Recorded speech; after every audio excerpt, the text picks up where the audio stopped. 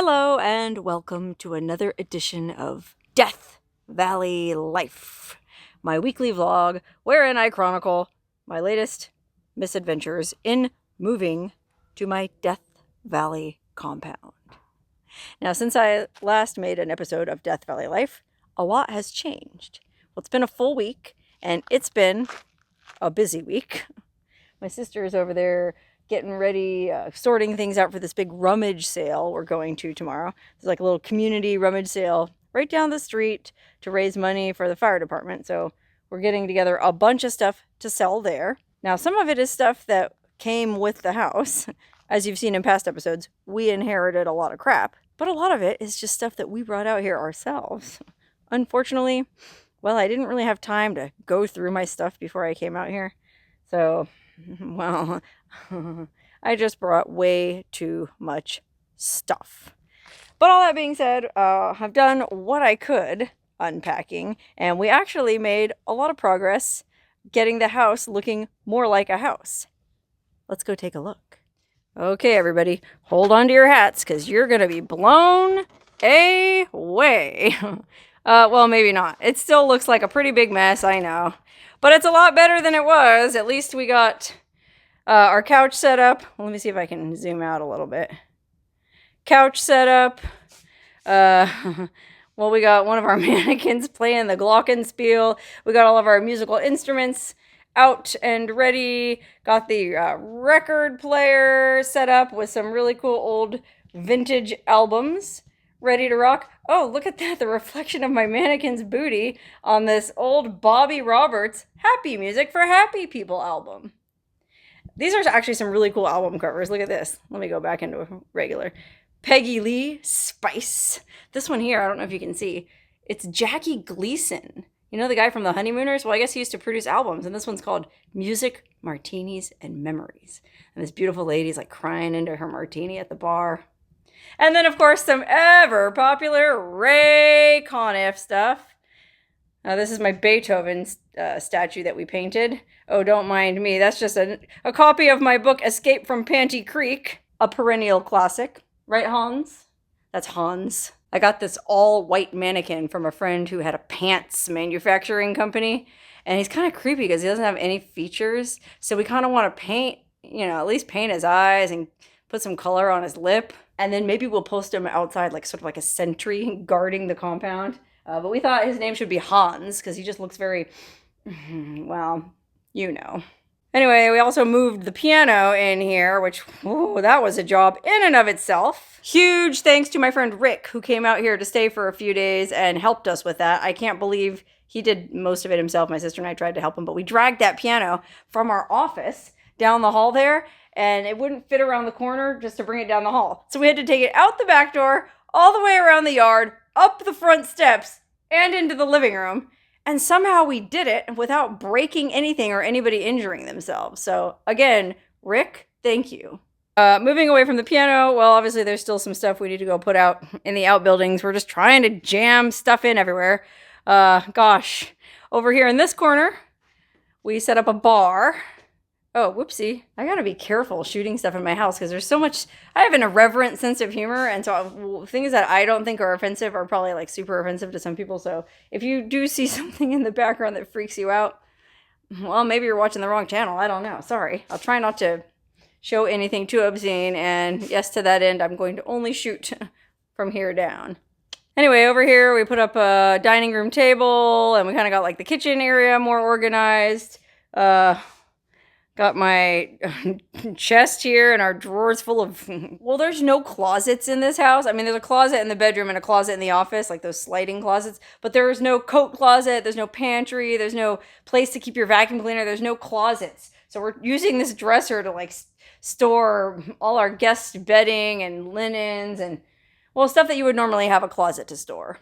Okay, down the hallway, unfortunately, things don't really get any better. I mean, nothing's really changed in the bathroom. That's more or less the same. My bedroom, well, I did manage to get my bed set up, but as you can see, that was pretty much all I got around to doing. It's just boxes and boxes and boxes of stuff stacked up everywhere. And honestly, this room is what's holding up the progress of the whole rest of the house.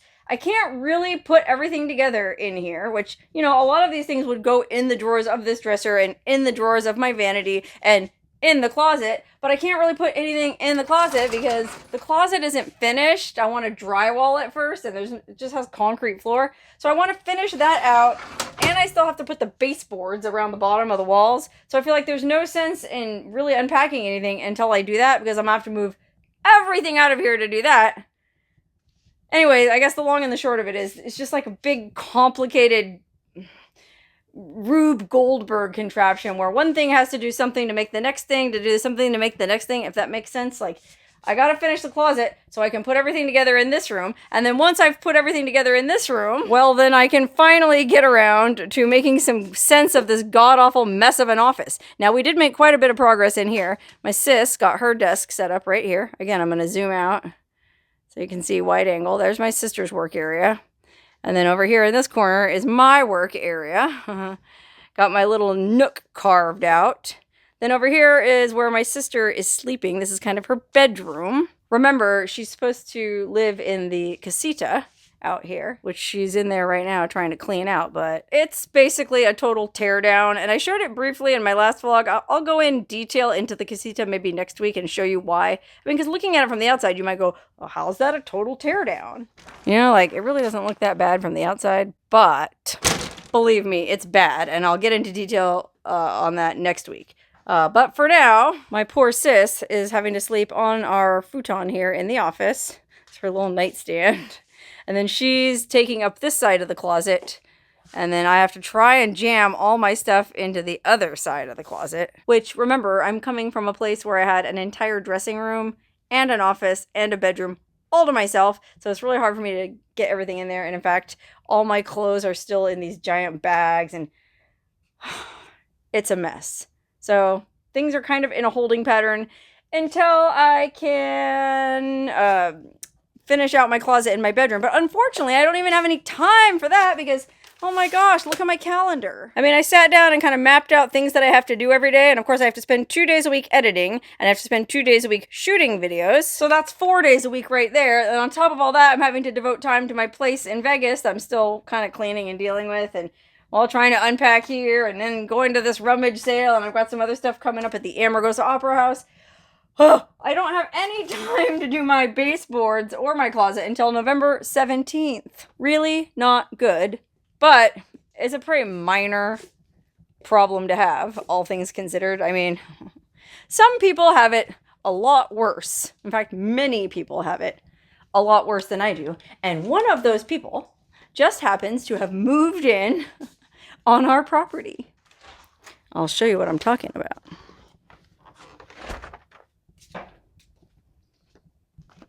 Okay, we're going out the front gate of the compound. Actually, we won't go out the front gate. We'll go right over here, back in this little corner where we eventually want to have a hot tub. If you look down the hill here and climb up on this pile of rocks, give you a good view. Well, if you look down the hill here, there's our fifth wheel travel trailer that we inherited. And then there's my little vintage travel trailer. And then you might notice there's another trailer parked next to it. And there's a van with its hood open. Never a good sign. What's that all about, you might wonder? Well, if you've been following my Death Valley Life vlog, you might remember a few weeks ago I showed that we had a friend that had come over here to help us with some projects. And in my vlog, I called him Elmer. And I think I gave a little brief description of him. He's an 80-year-old man we met at a hot spring earlier this summer, and he volunteered to come out here and help us with repairs and teach us how to do stuff. And he was true to his word. He showed up at the beginning of October, I think. And he's been out here probably like 4 days a week, helping all day long, like mostly helping my sister because I'm busy trying to do this YouTube channel, helping her with projects and repairs and teaching her how to do stuff. And I mean, 4 days a week, this guy was driving out here from the RV park where he was staying. Well, that RV park was like 45 minutes away. And so he was driving out 45 minutes every morning and driving back 45 minutes every evening. And well, that's gas money, that's time. Like one time he ran out of gas on the highway. in a very desolate, lonely stretch of highway. And he ended up walking 4 miles trying to hitch a ride or wave somebody down for help, and nobody would stop for him. Okay, what kind of world is this that we live in where there's an 80-year-old man walking down the highway trying to get help and no one will stop for him? I think it's because everybody is so paranoid nowadays that there's serial killers around every corner, and that might have something to do with the media making you think that the world is a terrible, dangerous place, when I can attest to the fact personally that it isn't. It's nowhere near as dangerous as they make it seem on TV. So do me a favor, and the next time you're driving down the highway, you see some poor 80-year-old man trying to get help, help him. I wasn't here when it happened, but my sister, he ended up finally getting to a place where he had cell signal, and he called my sister and she came out and got him. So anyway, the long and the short of it is he didn't need to be driving back and forth every day to his place and paying rent at his place when we had a perfectly good spot for him here to park his trailer. And he can hook into our electrical, he can hook into our septic. So that's just what he did. He brought his trailer out here almost a week ago and moved in. So now he's here and he's able to help us, and his commute has been cut in. Well, it only takes him a few minutes to get up here now. But speaking of Elmer, he actually gave me the okay to say this. First of all, his name isn't really Elmer. Shocker. I didn't know if he would want to be, mentioned on YouTube, so I gave him a fake name. But he said it would be fine to tell you all that his real name is Jim. And Jim actually needs your help. The reason his van is down there with its hood open like that is because I don't know exactly what the issue is, but he's having mechanical problems with his van. Obviously, he can't tow his trailer with the van, so he's trying to raise the money to get a truck big enough to tow his trailer. I mean, just to get his trailer over, he had to, I don't know, one of his neighbors at the other RV park was kind enough to tow him out here. But, well, it's fine. He got the trailer out here now, and he does have his little van to get around in-ish. But listen to this. The other day, he had to go to the doctor, okay? He had to go to the VA in Vegas, which is the closest VA, I guess. And, well, normally it would only be about a 90-minute drive to the VA. But because his van is old and unreliable, he wasn't confident about taking it in the most direct route, which you have to go over 2 mountain passes. He was afraid his van would die out on the pass, and, well, then he'd really be in a jam. So what he had to do was go all the way out of his, I don't even know how many extra miles it was, but he went all the way up north and then came back down US 95 from like Beatty, basically, to come into Vegas from the north and go to the VA. Well, he tried to do that, and it was just a disaster. What should have been like a 90-minute trip for him is like a 2-day ordeal. Because not only does he have to go this way long, circuitous route, he can't drive very fast in the van. So he had to make it a 2-day trip, okay? It would take me in my rig 90 minutes. And I would have gladly taken him to his VA appointment, but I think I was working that day. I can't remember what I was doing. I wasn't here. Anyway, he made it into a 2-day deal. So, okay, he'll drive to Vegas the first day. And he had a plan. He's going to park overnight in the RV park at the Santa Fe Station Casino in Vegas, because they have an RV park. So he'll stay the night there, and then in the morning, the VA is only like a mile down the road from there. He can go to the VA, even if his van doesn't start. Worst case, he could walk the mile and make his appointment, which his knees are messed up. He really needs a knee replacement, unfortunately, so that's what he was going to the VA for. All of this, look at the way veterans are treated in this country. It's really a shame. This poor veteran walking down the road trying to get help, and nobody would pull over for him. Come on, guys. Anyway, back to his story about his misadventure going to the VA in Vegas. So he did. He took the circuitous route. He made it to Vegas. He got to the Santa Fe Station, and he tried to go to the RV park there, but they wouldn't let him in because the guy running the RV park said, "Where's your RV?" And he was like, "I'm going to sleep in my van." And the guy was like, "Sleep in your van? I've never heard of that before." Never heard of that before. What, has this guy been living under a friggin' rock for the last 5 years? Has he never heard of Bob Wells? Has he never heard of a little Oscar-winning movie called Nomadland? Has he never heard of a little gal called Gabby Petito? There's all kinds of people living in vans nowadays. Wake up. Well, I guess this guy had been living under a rock, or maybe more precisely, he'd been living in the RV park at the Santa Fe Station in North Las Vegas for the past 5 years and was totally out of the loop. So he basically wouldn't let Jim camp overnight in this dang RV park. So I think he did finally convince him to let him stay, and well, after all that rigmarole, he did finally make it to the VA appointment in the morning. And after all of that BS, The doctor at the VA saw him for 15 minutes and said, took a scan of his knee and said, oh, well, yeah, we should probably keep an eye on that. Why don't you come back in a month? Keep an eye on it. He's been keeping an eye on it for years. The way he messed up his knees is he fell down a mountain. He fell off a cliff once when he was trying to help somebody. It's a really sad story. He needs a knee replacement, but more than that right now, he needs a reliable vehicle so that he can get to the VA next month and he doesn't have to drive 100 miles out of his way. So he's had for a while, a GoFundMe page that he asked me to share. And I told him I'd be happy to share with anybody watching. And if anyone wants to contribute, you can. Don't feel any obligation to.